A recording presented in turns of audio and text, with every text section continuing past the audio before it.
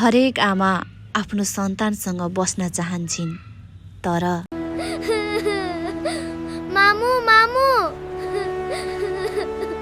मलाई छोडेर नजाऊ। परिस्थितिले कहिलेकाहीँ आफ्नै सन्तानलाई छोडेर हजारौं किलोमिटर टाढा विदेशिनु बाध्य बनाउँछ। मामु मामु कहिले आउनुहुन्छ?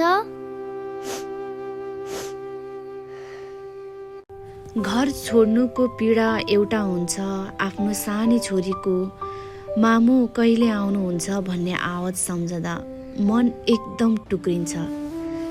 उता काममा मालिकको गाली, लामो कामको समय, थकाइ अनि एक्लोपन, यी सबै चुपचाप सहनुपर्छ।